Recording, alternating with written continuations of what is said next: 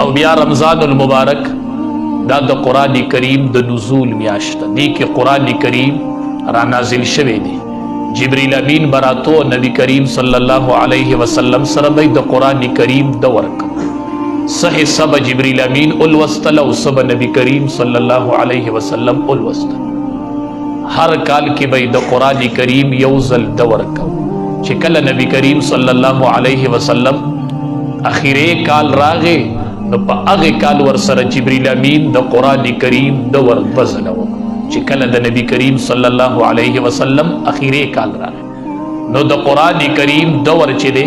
هغه وزل وکړو جبرئیل امین او نبی کریم صلی الله علیه وسلم. اسمان نه به امام الملائکه راغې او پزمکه کې به امام الانبیاء دواړو به د قرآن کریم د ور شو. قرآن کریم نہ کو بہترین کتاب بلوے و کلام بلوے نو امام الملائکہ و امام الانبیاء بدواڑو دا دید دور نکو چی دید دوارو با دا قرآن کریم دور کوا یو بل سربی قرآن کریم اڑا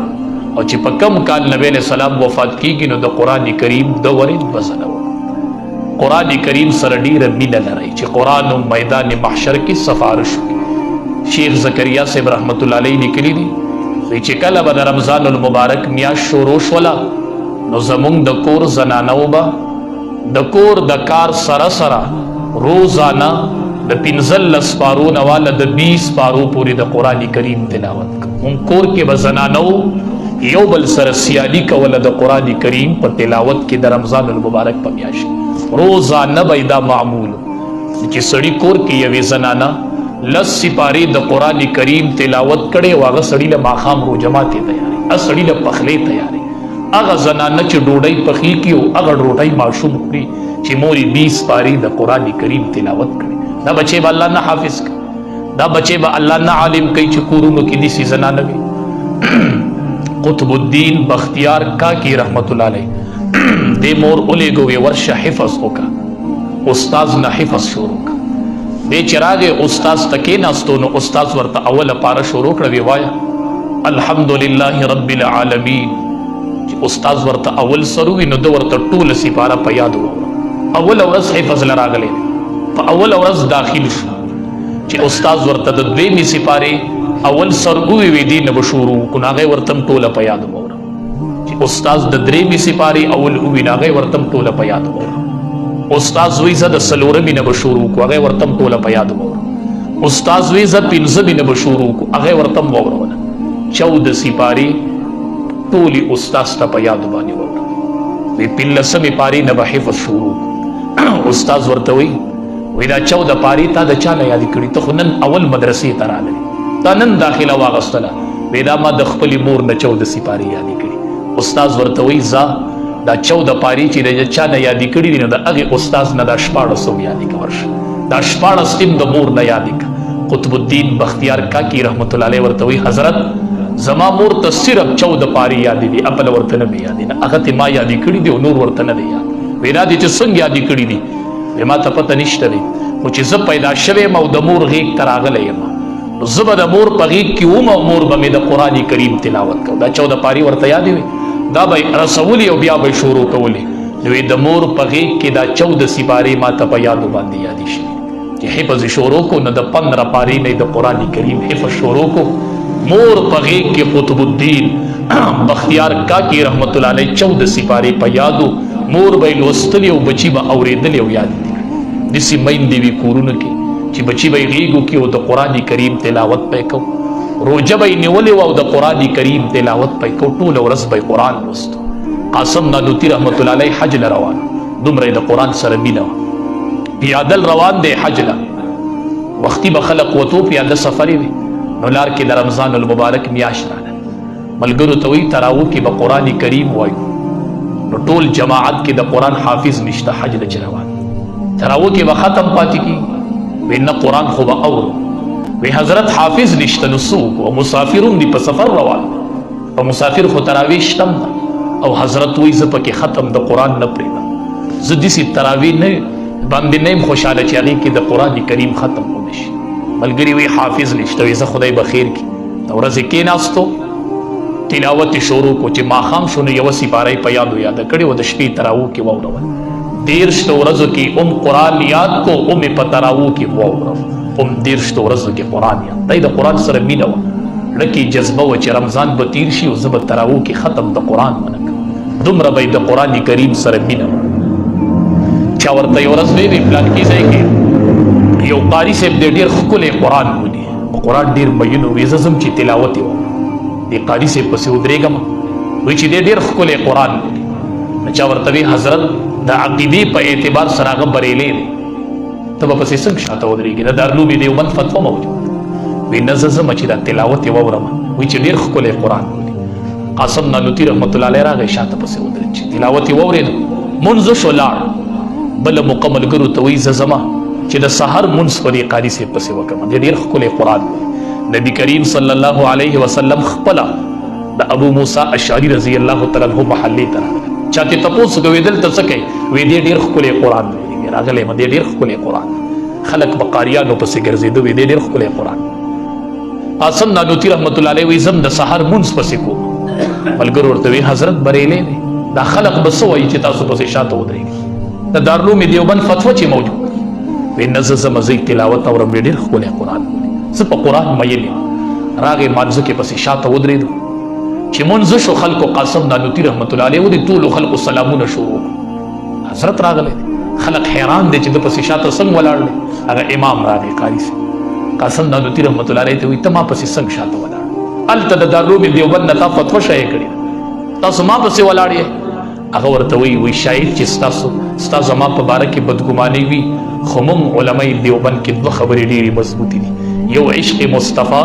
صلی الله علیه وسلم او یو عشق قرآن وی د قرآن عشق راوستی موتا پسې شاته ودرولې په قرآن مین یم هغه لاس راواغستو خپل لاس یې د قاسم نانوتي رحمت الله علیه په لاس کې کېښودو او د بریلیت نه یې توبه ویستله وي بس زما د بریل ما د قرآن عشق د اکابرو ولیده چې په قرآن دومره مین دی چې ما پسې شاته ولاړ نبی کریم صلی الله علیه وسلم ابو موسی اشعری رضی الله تعالی عنہ ته وی تا قرآن لوستو زه درته بار ولاړو تا تلاوت کوم اورېدو وی تاسو ورته ولاړ وی وی که ما ته پته وی چې تی اورې وی ما به ډېر په خوش اوازۍ قرآن ویلی خو ما ته پته نه وه چې نبی کریم صلی الله علیه وسلم ولاړ دی او زما تلاوت اوري قرآن سره ډېره مینه کوئ ښه القرآن شافع مشفع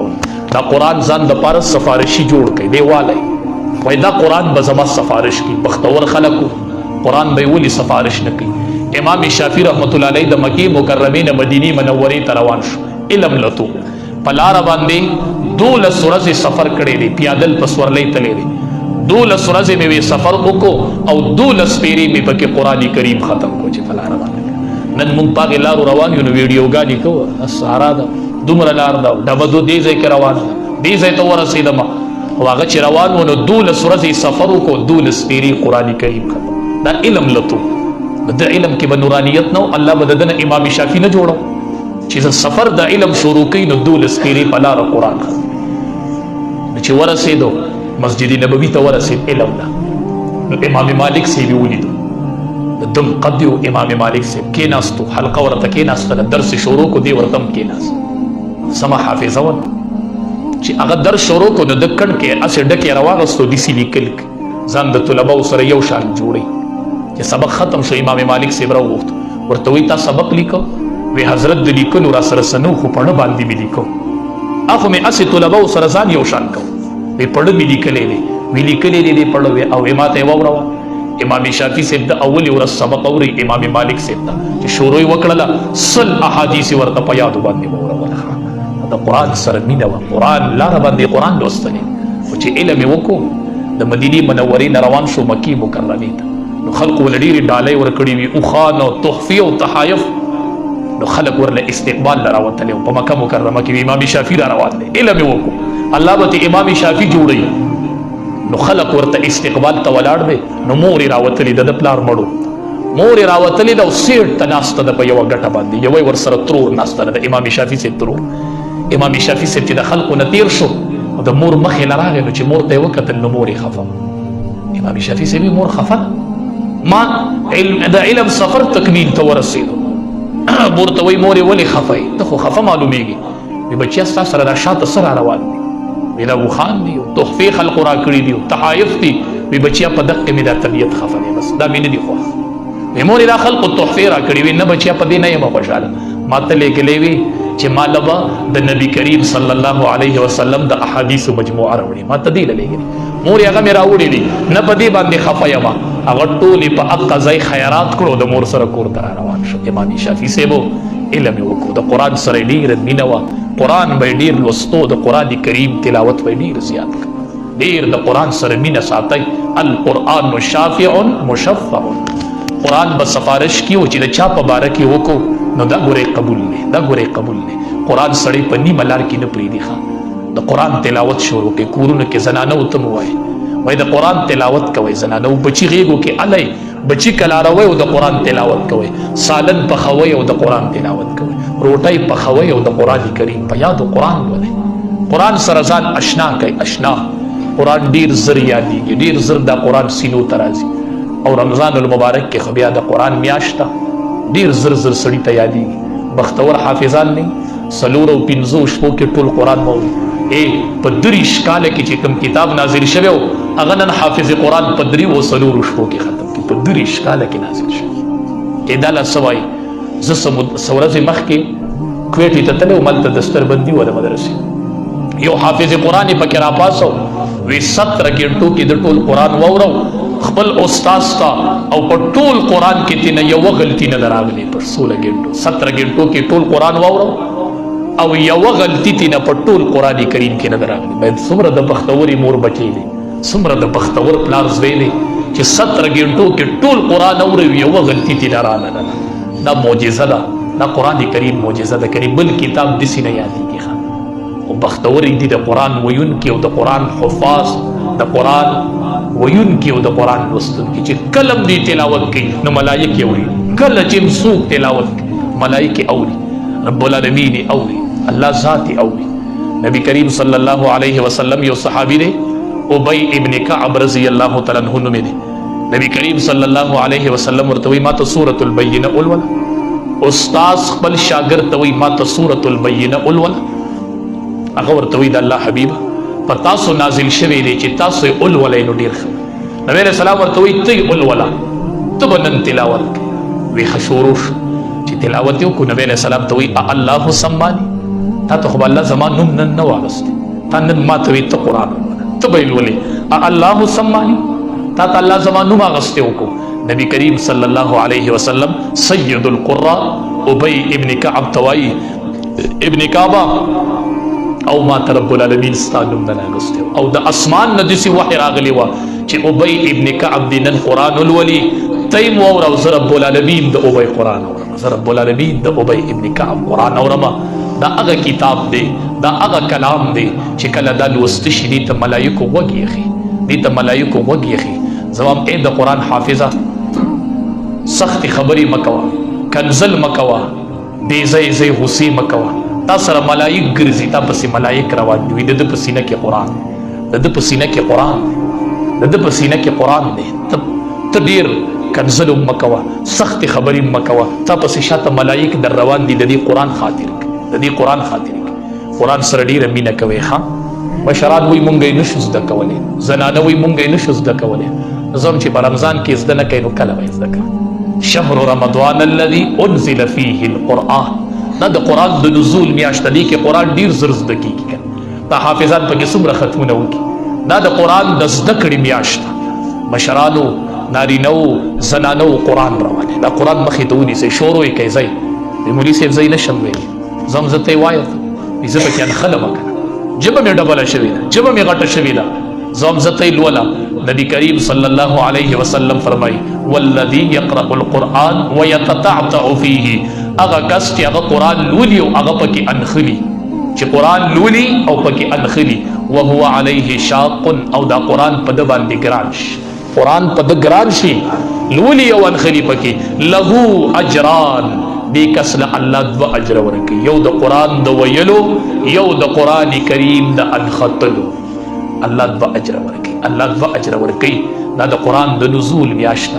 دا دې کې قرآن را نازل شوی دی دې کې قرآن ډیر زری زده کیږي قرآن راوالی ځان له د قرآن کریم تلاوت شروع کړئ ناظره باندې وایي ورځې درې پارې وایي. اوله عشره کې به یو ختم د قرآن شي، او دویمه عشره کې به شي، او درېیمه عشره کې به شي. عملنامه کې به د رمضان المبارک کې 3 ختمونه د قرآن کریم ولیکل شي. 3 ختمونه دې کې به خلکو شپه ورځ د قرآن کریم تلاوت کوي. بختور خلق څوک پکې 10 پیرې قرآن ختم کړي، څوک پکې 15 پیرې قرآن ختم کړي، څوک پکې 20 ختمونه د قرآن کریم. دا د سیالۍ میاشت ده، دې کې یو بل سره سیالي وکړي. هر ورځ یو فرشته اعلان کوي، یا باغی الخیر اقبل یا باغی الشر اقصر. اے نیکی کون کیا را مخامخ شا، اے بدی کون کیا بنش ادریگا. اے نیکی کون کیا را مخامخ شا. دا د نیکو میاشت ده. او نبی علیہ السلام فرمای شهر الصبر، دا د صبر میاشت ده. او د صبر بدله چې دا هغه جنت دی. دې کې به ډېر صبر کو، دې کې به ډېر ناکام کو. چا چې د یو کس نه بوج سپک کو، الله وی زه به د جهنم د اور نه خلاص کړم. چا د چا نه یو بوج سپک کو، دې کې د نوکرانو نه بوجونه سپک کوي، دې کې کور زنانو نه بوجونه سپک کوي، دې کې د فقیرانو نه کرایانې کمې کوي، د کوارټرو کرایهګانې ورته دې میاشت کې نیمې کوي. فقیرانو باندې دې میاشت کې کارونه مه کوئ. نبی علیہ السلام فرمایي شهر المواسات، دا د همدردۍ میاشت. دې کې د یو بل سره غمخواري وکړئ، دې کې د یو بل تپوس وکړئ، دې کې د خلقو نه بوجونه سپک کړئ. ډېر غریبانان دي، ډېر غریبانان دي چې ته ورته وایي چې یوه میاشتانه کرایه نه لمه، دې میاشت کې عبادت کوه. ما د نبی علیہ السلام نه اورېدلي دي چې شهر المواسات، دا د همدردۍ میاشت، دا د نرم سلوک میاشت، دا د غریب د تپوس میاشت ده. دې کې د غریب تپوس وکئ، دې کې د یتیم تپوس وکئ، دې کې د رشته دار تپوس وکئ. رشته دار به مې عجز به غریب به د نفقې به محتاج، هغه له ورشئ د هغه سره نرم سلوک وکئ. وایي شهر المواسات، دا د همدردۍ میاشت. نبی علیہ السلام فرمایي من فطر صائما کان له مثل اجره. چا چې د چا په مال چې یو روجهدار روجه ماته کړله، د هغه د روجې مره اجر به الله دله ورکړي.